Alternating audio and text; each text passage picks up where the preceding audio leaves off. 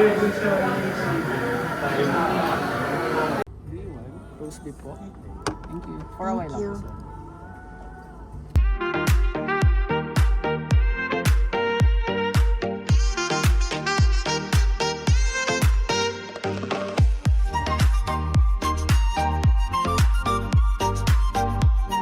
Hey everyone! Welcome back to the channel.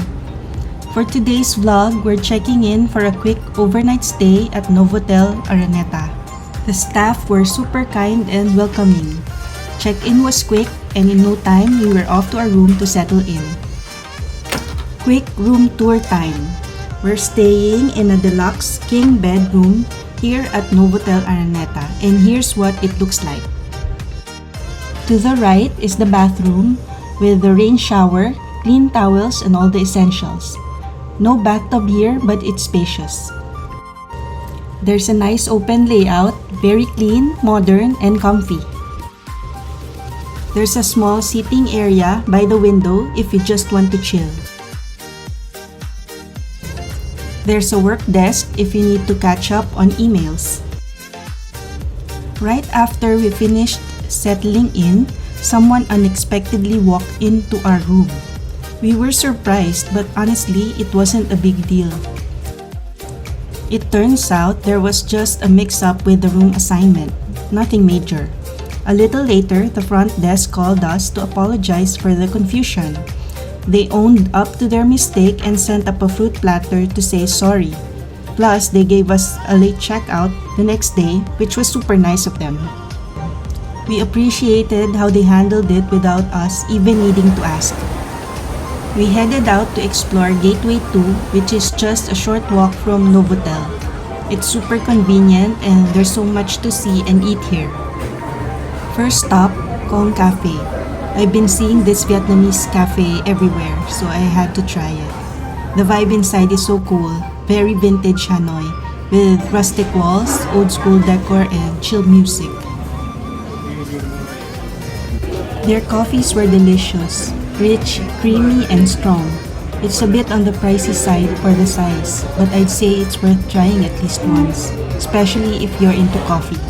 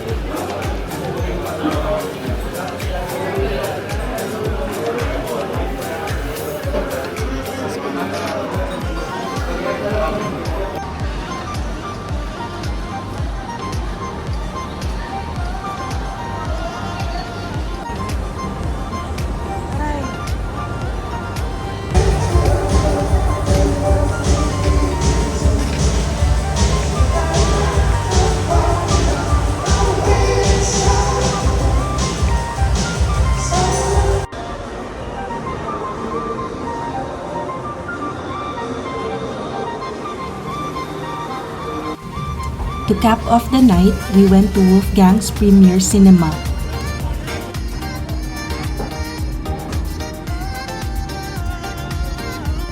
We ordered food before the movie started. The ticket comes with a small meal and a bottled water.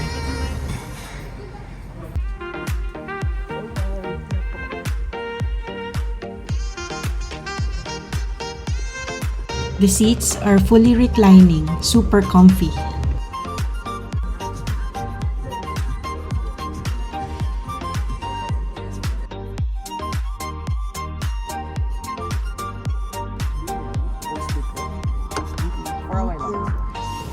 They have other food on the menu if you want to order more, but those are charged separately.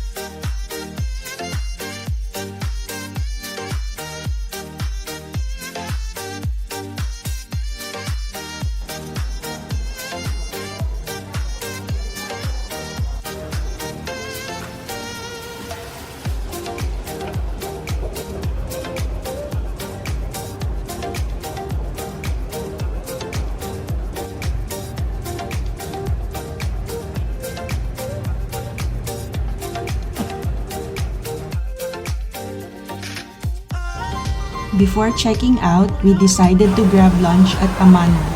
Everything we tried was amazing. Definitely not our last visit.